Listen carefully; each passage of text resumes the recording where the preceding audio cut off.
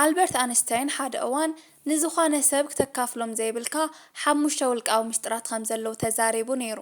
ከም ሰብ መጠን ኣብ መዓልታዊ ህይወትና ምስ ሰባት ምርኻብና ዘይተርፍ እዩ።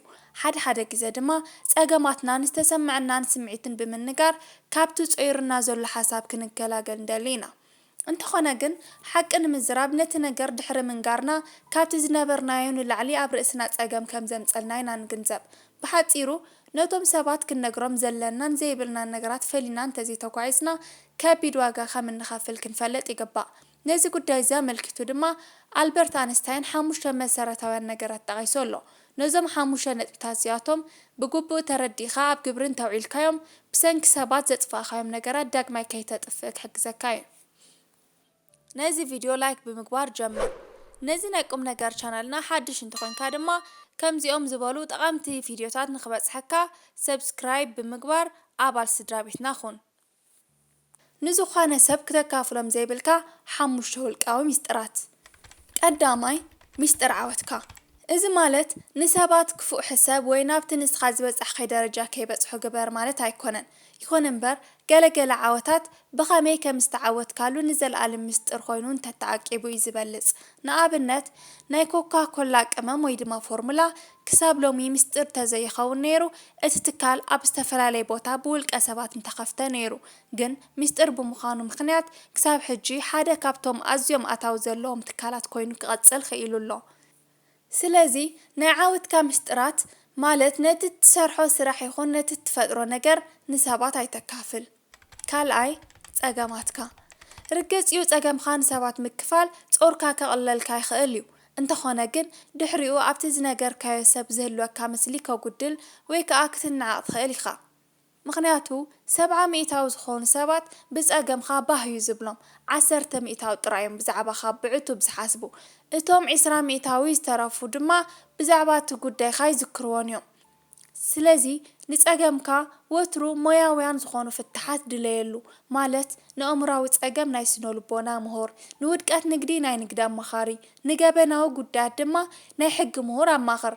እዚ ቅኑዕ ፍታሕ ካብ ምርካብ ሓሊፉ ካብ መጻኢ ወረን ሓሜታን ናይ ሰባት እውን ክከላኸለልካ እዩ። ሳልሳይ ራእይካ ኣይተካፍል። እዚ ማለት እቲ ንዓኻ ተራእየካ ነገር ንሰባት ክርአዮም ኢልካ ይትፀበእ። ራእይ ማለት ሰብ ዝነብረሉን ዝመውተሉን ነገር እዩ። ከምዚ ዝኣክል ዓብይ ጉዳይ ድማ ንሰባት ተተዛሪብካዮም ክተቃሎ ወይ ከዓ ክዋዘዩ ኢልካ ትፅቢት ይግበር። እቲ ቀንዲ ምክንያት ድማ ንዓኻ ተራእየካ ራእይ ንኣቶም ስለዘይረኣዮም እዩ። በዚ ምክንያት እዚ እቲ ነገር ስጋ ለቢሱ ክሳብ እትርእዮ ኩሉ ኣብ ልብኻ ዓቂርካ ጽናሕ። ኣብ ህይወትካ ክትዕውቶ ትደሊ ነገር ብጽሑፍ ኣስፊርካ ንኽትፍጽሞ ጻዓር እምበር ንሰባት ብምንጋር ሓይልኻን ጉልበትካን ኣይተባኸን።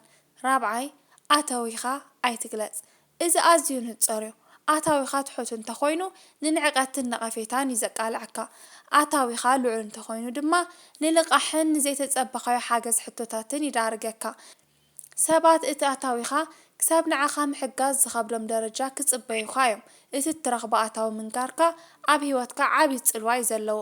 ስለዚ ኣታዊኻ ንዝኾነ ሰብ ኣይትግለጽ። ሓምሻይ ናይ ስድራ ቤትካ ፀገም ኣይትዛረብ።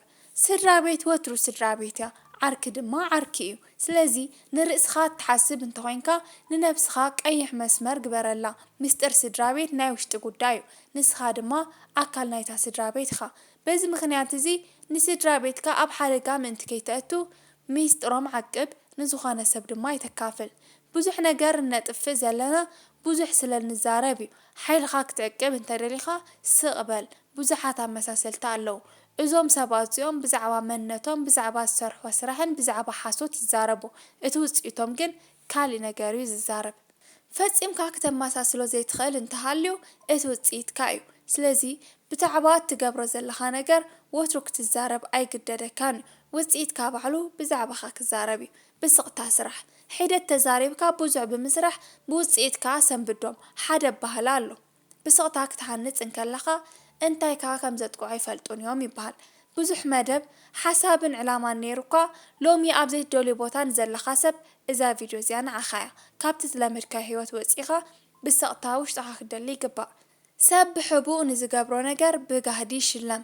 ሓደ ግዜ كابتي عوتا زبز حبوتا كترحق لك حد كيزة كاب سبات كاب نجارك تفلا لك نابوش تخاك تدامس إن رأسخاك الدلين يقبا إزي دماز خاون بسقطها وش ترايو نحاد ورحي نخلت ورحي نسلست ورحي سقيلكا أبرسخا إنفست انت تقبر انت يسفتر مسلكا نمن تايو كندي زاكلنا يمزراب باقي أوش تنازع بللاز مسلكا بمصنعتي كم استرقاقص 7500 زخون تزاربتي سبات نتي ززاربو ነገር ኣብ ግብረ ይውዕልዎን እዮም እዚ ንምንታይ ተባሂሉ ምስተጻረየ ኣብቲ ዘረባ ንምትግባር ዝነበሮም ጉልበት ወይ ከዓ ኤነርጂ ስለዘጥፍዎ እዩ ኣእምሮና ኣብ መንጎ ተገብረን ክግበር ዘለዎን ነገር ፈልዩ ክርያ ይኽእልን እዩ እቲ ፍልሊ ዝገብረሉ በቲ ዝስምዖ ናይ ዕጋበ ስምዒት ጥራይ እዚ ማለት መደብካ ሕልምካ ሓሳብካን ክትዛረብን ከለኻ ዝስምዓካ ናይ ዕጋበ ስምዒት ኣሎ እዚ ስምዒት እዚ ምስተሰምዖ ድማ ኣእምሮ ነቲ መደብ ንምትግባር ዝኣከቦ ጉልበት ይብትኖ በዚ ምኽንያት እዚ እዩ ሓደ ነገር ክልተ ወይ ሰለስተ ግዜ ምስተዛረብካዮ ንምፍጻሙ ዝነበረካ ሙሉእ ሓይሊ ተጥፍኦ ኩሉ ሰብ ዕውት ክኸውን ይደሊ እዩ ኩሉ ሰብ ጽባሕ ዝብሎ መደብን ሽቶን ኣለዎ እንተኾነ ግን ዋላ ሓደ ሰብ ኣቓልቦ ክእክብ ኣይደልን እዩ ዋላ ሓደ ሰብ ንርእሱ ግዜ ክህብ ኣይደልን እዩ ብስቕታ ነገራት ከሳልጥ ኣይደልን እዩ ኣብ ኢድካ ዘላ ሞባይል እኳ ኣብ መዓልታዊ ሶሻል ሚድያ ክትከፍት ከለኻ ሎሚ ኣብ ኣእምሮኻ እንታይ ኣሎ ሎሚ እንታይ ፖስት ክትገብር ኢኻ ትብለካ ንስኻ ድማ ዝበላዕካዮ ዝሰራሕካዮ ዝወዓልካዮ ዘበለ ኩሉ ነቲ ሶሻል ሚድያ ትነግሮ መስራተ ኣፕል ዝኾነ ስቲቭ ጆብስ ከምዚ ኢሉ ነይሩ ንመጻኢ ብዛዕባ ነውጾም ቴክኖሎጂታት እንዛረቦ ዋላ ሓደ ነገር የለን ብስቕታ ኢና ንሰርሕ ሰሪሕና ምስ ወደአና ግና እቲ ዝፈጠርናዮ ቴክኖሎጂ ንዓለም ከሰንብዳ እዩ እስኪ ወስን ምስጢርካ ንሰባት ኣይተካፍል በቃ ስቕ ብምባል ኣብ ህይወትካ ተኩር ጠንኪርካ ስራሕ ሕልምኻ ንበር ሰብ ብተፈጥሮ ሰብ ክሰምዖ ይደሊ እዩ ንሰብ ሰብ የድልዮ እዩ ናይ ሰብኣዊነት ናይ ዕርክነት ናይ ስድራ ቤት ቦታ ንምጥፋእ ወይ ነዚ ዝምድና እዚ ክተባላሹ ኣይንመክርን ግን ወትሩ ክትዛረቦ ዘለካን ዘይብልካን ፍለ ሓላፍነት ሰባት ናይ ገዛእ ርእሶም ህይወት ምንባር ምዃኑ እመን ዋላ ሓደ ሰብ ብፍሉይ መንገዲ ክሕግዘካ ይትጸበ ሰባት ኣይተረድኡንን እዮም ኣብ ውሽጢ ዓቢ ነገር ኣሎ ንምንታይ ኣይተቐበሉንን እዮም ኣይትበል ሰብ ካብ ዘረባን ላዕሊ ንተግባርካ እዩ ዝኣምን ክቕበለካ ዝገብር ውፅኢት ኣመዝግብ ወትሩ በሊፅካ ተረኸብ እቲ መድረኽ ባዶ ስለ ዝኾነ ጥራይ ዝሰምዓኒ ረኺበ ኢልካ ይትዛረብ እቲ መድረኽ ነቲ ብውፅኢቱ ዝመጽእ ሰብ ይጽበ እቲ ውፅኢታዊ ሰብ ምስ መጸ ንስኻ ምውራድካ ዘይተርፍ እዩ እቲ ሓቀኛ ጅግና እቲ ተቓላሳ እዩ ኣብ መንጎ ሓሳብን ተግባርን ሰፊሕ ፍልሊ ኣሎ እቲ ፍልሊ ድማ ተመክሮ ብቕዓት ክእለት ይበሃል ልክዕ ከምታ ኣብ ሓሳብካ ዘሎ ነገር ብቐሊሉ ክወርድ እንተዝኽእል ጽቡቕ ነይሩ እንተኾነ ግን ዋጋ ይኸፍል እዩ ከማኻ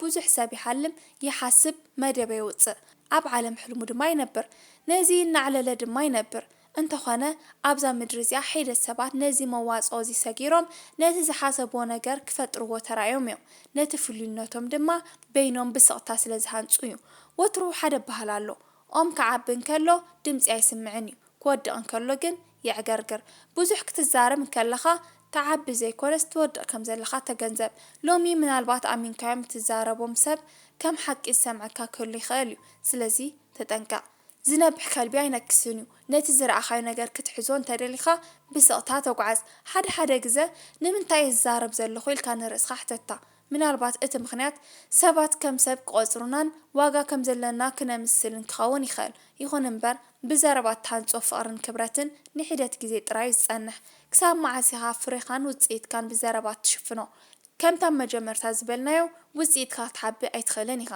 ንሒደት ግዜ ብስቕታ ንርእስኻ ክትፍትሽ ተዳሎ ነቲ ፍልሊ ድማ ኣሰብለሉ ነዚ ቪድዮ እንተፈቲኹሞ ላይክ ስድራ ናይ ዝኦም ነገር ቻነልና እንተዘይኮንኩም ድማ ሰብስክራይብ ብምግባር ኣባል ይኹኑ የቐኒለይ